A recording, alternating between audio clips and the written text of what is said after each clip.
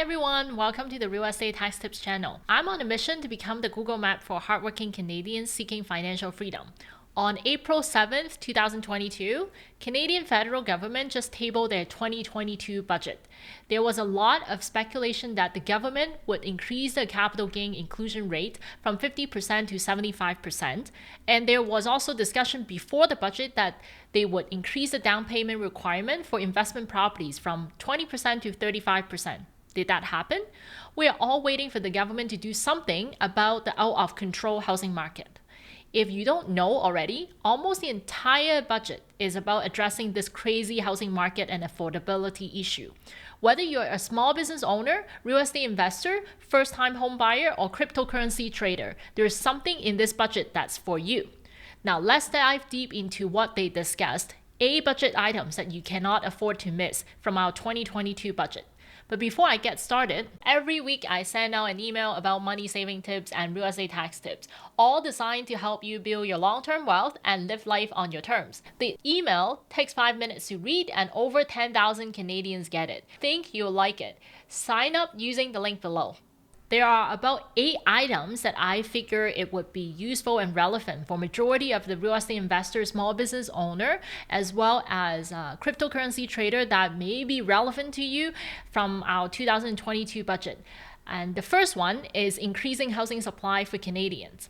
How do the government increase supply for housing Canadian? The first thing that is the biggest thing is the ban on foreign investment in Canadian housing. They're going to impose a ban for foreign investment on residential properties in the next 2 years. So this means that foreign investors from outside of Canada would not be able to purchase any residential properties in the next 2 years. But there are exceptions to it. Refugees and people who have been authorized to come to Canada under emergency travel while fleeing international cities, Canadian citizens that are living overseas, permanent residents are also allowed to purchase residential property and also non-recreational property in Canada for a period of 2 years. So even though they ban all foreign purchaser, but there are a bunch of exceptions that you could see that may still be purchasing local properties and competing with local Canadians in purchasing their first home.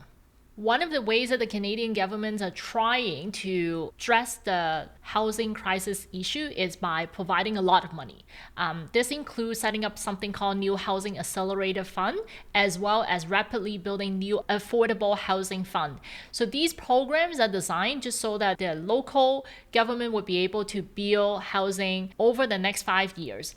And the New Housing Accelerator Fund is meant to be providing about $4 billion over the next 5 years to the local government, municipalities, and local government to build approximately 100,000 new housing units over the next 5 years.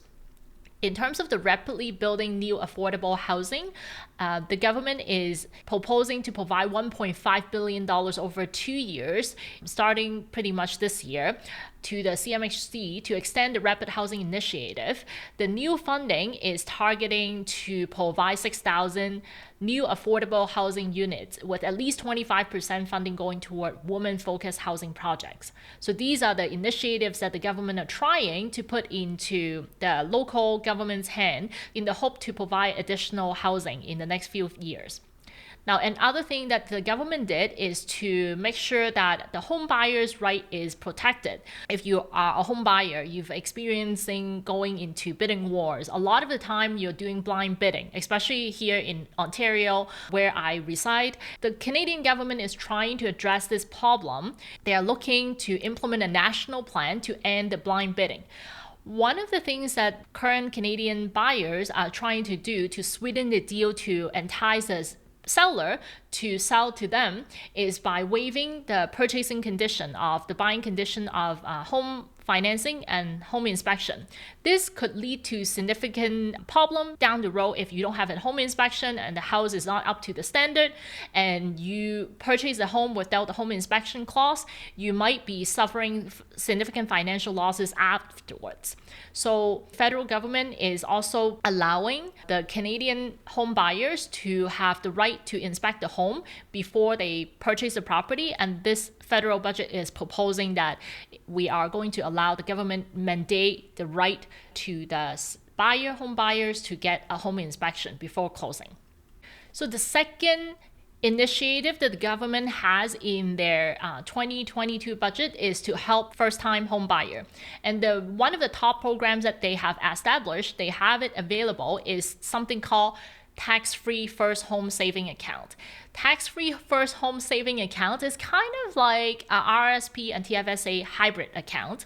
Essentially, the budget 2022 proposed that this tax-free first home saving account would allow first-time home buyers the ability to save up to $40,000. The contribution to the tax-free first home saving account would be tax deductible, just like RSP contribution. It would be tax deductible against your salary, but the withdrawals to purchase a first home, including the investment income that you earned in this saving account, would not be taxable at all.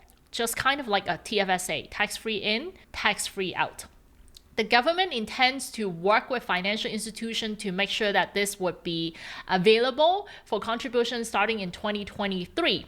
And this hopefully is going to help provide $725 million support over the next 5 years. The second initiative from budget to help first-time home buyer is by doubling the first-time home buyer tax credit. Currently, if you are purchasing your very first home, you are eligible to claim about $5,000 on your personal income tax return as a tax credit. So the tax rate on the tax credit is about 15%, so you save about $750 when you purchase your first home, $750 in terms of tax dollars. And it is a non-refundable tax credit. Now, the government in 2022 budget is proposing to increase that $5,000 tax credit to $10,000, so doubling it, and it for any purchase that happened after January 1st, 2022. So instead of getting $750 back from the government, assuming that you pay tax and have enough to cover that because it's a non-refundable tax credit, you are now going to get double of $750, which is $1,500 in direct support to home buyers. On top of the two initiatives that we mentioned earlier, the government is also extending the first-time home buyer incentive.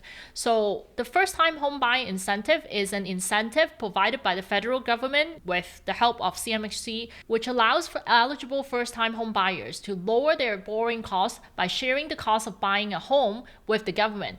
To help more Canadians buying their first home, Budget 2022 is announcing that there is an extension to this first-time home buyer incentive to March 31st, 2025. So this is the program that you essentially share equity. You can borrow up to 5% or 10% of the housing price from CMHC insurance, provided that you qualify.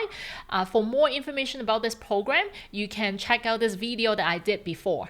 And this hopefully is going to be able to help more first-time home buyer to get into home ownership. Last program that the government announced that they are trying to help with first-time home buyer is this new rent-to-own projects, the support that they're giving to the rent-to-own projects. This is an interesting one because as real estate investors, we talk about rent-to-own strategy all the time, and the government is recognizing the benefit of having these rent-to-own strategies available for fellow Canadians to get into the market to purchase their first home. They're dedicating about $100 million to support nonprofit, co-op, developers, and rent-to-own companies building new rent-to-own units. Examples of eligible projects could include the repair and renewal of housing for rent-to-own purposes, innovative financing models and programming that assist rent-to-own participants in preparing for home ownership. So the actual detail hasn't been really released, as you can tell, because the words that I read out was just so granular. It's not detailed enough, but it is an interesting concept that the government has recognized, and I'm hoping that would also help some of the fellow Canadians to get into the housing market. Okay, the third thing from the budget that are also important, which is really in my close to my heart. I talked about it so many times in the past in my YouTube channel as well, also in my blog post, is that they are targeting the real estate investors who game the system. What do I mean? It means that they are trying to tax the property flipper that own the properties for less than 12 months They essentially buy a property and then sell it within the 12 months, and they are making the profit all income, all 100% taxable. Well, to be fair, we talked about this flipping tax implication in the past, and it is in another YouTube video that I did in the past. And when you flip a property, your intention is to make a quick profit. You have no intention to collect rental income. Under that particular scenario, when you flip a property, the profit that you make typically are considered to be income on the income account. 100% of the profit that you make is taxable. It's not on the capital gain account. You have to pay tax on the full profit amount. And now CRA is coming out, actually the government is coming out to say that you have to do it if you do the transaction within 12 months after you close the property, you purchase the property, you're selling it off within 12 months. Now there are exemptions available to this rule. The exemption would apply for Canadians who sell their home due to life circumstances such as a death, disability, the birth of a child, a new job, or a divorce. And the measure, so this rule will come into effect for residential properties sold on or after January 1st, 2023. Now, the second taxation that they implement is taxing the assignment sale. So we talk about tax implication on assignment sale in another YouTube video. Feel free to watch the other YouTube video here. Essentially, when you are purchasing a pre-construction home in Canada, you can sell off the pre-construction home contract before closing. So you never really own the property. It's really a paper trade. And you are making a spread on the assignment sale. And we talk about the HST exposure that could apply to assignment sales in the past in the other video as well. Now CRA is making it a law that you would always be dinged on HST if you're doing assignment sales. We discussed in the other video that there were court cases that talk about how HST is being applied to the assignment sales deal. But the reality is that CRA is making the HST applicable on the entire assignment fees on top of deposit that you've made. So, in typical situation, pre-construction condo purchase, you are required to put down the deposit. And the court case in the past have said that the HST should not be applicable on the initial deposit that the seller made to the builder, and the buyer is reimbursing the deposit to the seller. And now CRA came out and made a change to the tax law to have the HST also applicable on the deposit and also applicable on the assignment fees. So now you are required to pay HST on assignment fees going forward. And this will be effective fairly soon, starting from May 7th, 2022 onwards. So there is no question being asked. Okay, number 5, the fifth thing that we need to pay attention to from this budget is the tax credit that you might be able to use as a real estate investor. Now, the first thing is multi-generational home renovation tax credit. Essentially, the government is recognizing that some families are living with the older generation or the younger generation because of the housing crisis and the affordability issue with the Canadian housing market. So the government is providing an incentive for homeowners who are renovating their basement, turning it into a secondary suite for the purpose of senior or an adult child or with a disability. They're giving away about $7,500 in support of constructing a secondary suite. Starting in 2023, this refundable credit would allow families to claim 15% of up to $50,000 in eligible renovation and construction costs incurred to construct a secondary suite for the purpose of housing a senior or an adult with disability. Another tax credit that has been doubled is the home accessibility tax credit. This is available for senior and people with disabilities. Deserve the opportunity to live and age at home. And so they're doing renovation just to accommodate all these changes in their lives. So Budget 2022 is doubling the qualifying expense limit of the home accessibility tax credit to $20,000 for the 2022 and subsequent tax year. Now, this means that a tax credit of up to $3,000 and double, an increase from the previous one of $1,500 is available for homeowners creating more accessibility, doing more accessibility renovation or alteration.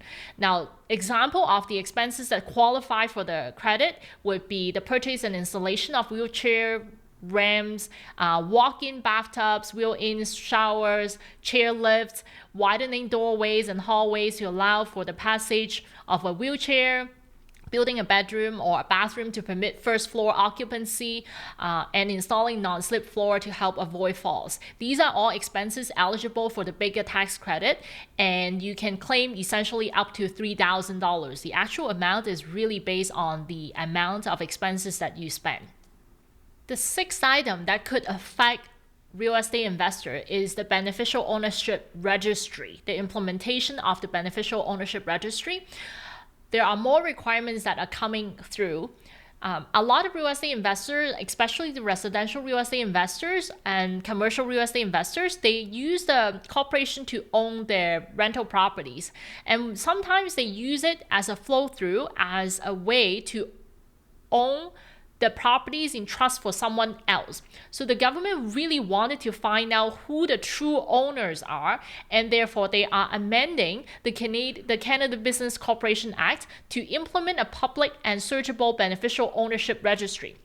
Now, this has been in process for the last couple of years, and in Budget 2022, they announced that they have a new target day to make the registry available and accessible before the end of 2023. And the registry will cover corporations governed under the Canada Business Corporation Act and will be scalable to allow access to the beneficial owner data held by provinces and territories that agree to participate in this national registry. What it means is that they want to increase transparency in terms of who truly own these properties, and if these properties were owned by foreigners, and they want to curtail that, stop it altogether.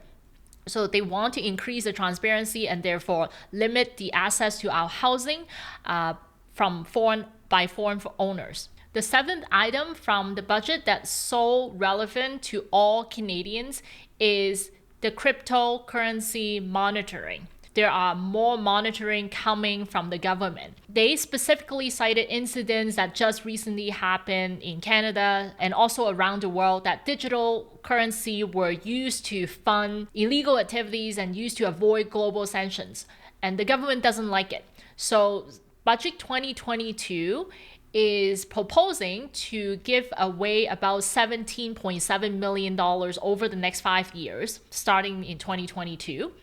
To allow the government agency to look into the possibility to apply the current financial sector framework, the regulatory framework, into cryptocurrency and digital currency trading, as well as how you transfer your currency from one place to another. So they're trying to put some sort of rules and regulations into controlling the transfer of digital currency. And they're also going to use the fund to look into potentially having a central bank digital currency in Canada as well. This could be quite scary because the whole point of having the cryptocurrency platform or stablecoin platform is to allow decentralization. And now government is spending money to make sure that they get the control back in their hands to control the currency and control the assets. So this is something that's coming in 2022 budget. Now, the last item is a basket of a few things that are related to tax. There are a few things, other tax changes that you might also find useful, especially for small business owners. The government is proposing to cut tax for small businesses that are trying to grow. Typically, small business Canadian controlled private corporation, if they earn active business income for the first $500,000, in Ontario specifically, for the first $500,000 net taxable income, they get to enjoy as little as 12.2% small business tax rate. But this $500,000 is gradually grind down if their taxable capital employed in Canada reaches over $10 million. And it is completely wiped out. The $500,000 small business deduction is completely wiped out if the taxable capital employed in Canada is over 15 million. And the government is now proposing to expand that 15 million to 50 million. So there is more small business deduction available to be taxed at the low rate, 12.2% in Ontario, based on the current 2022 budget.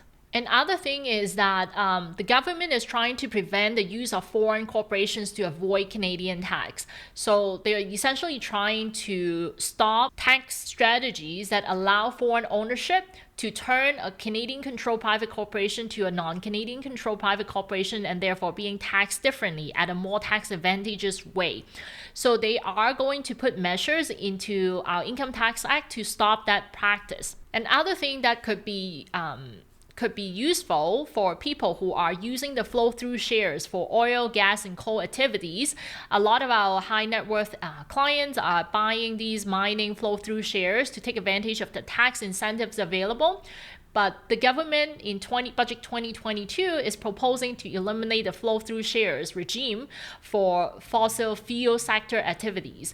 This will be done by not allowing any expenditure related to oil, gas, and coal exploration and development to be renounced to flow-through share investor. So for those of you who are investing in flow-through shares investment to get the tax deduction, you might have to come up with plans to get rid of these flow-through shares quickly. Now that we have concluded all the 8 items, significant item that's coming out from the budget that's relevant to real estate investors, small business owners, maybe even cryptocurrency trader, I want to end our presentation and our video by telling you that the government is spending even more money on audit. So CRA is getting more money, 1.2 billion over the next 5 years to be exact. So they are going to get more money to focus on audit and focus on educational outreach, targeted audit to get their money back. Essentially, they're trying to audit people who are in the high-risk area, high-risk sector, and try to target the tax evasion being done and recruit more money from the Canadians who are taking advantage of the tax system. So that's what they're going to do. So expect more tax audit coming through. Now that we've gone through the 8 significant items in the 2022 federal budget, we can see that there is no increase in capital gain inclusion rate from 50% to 75%.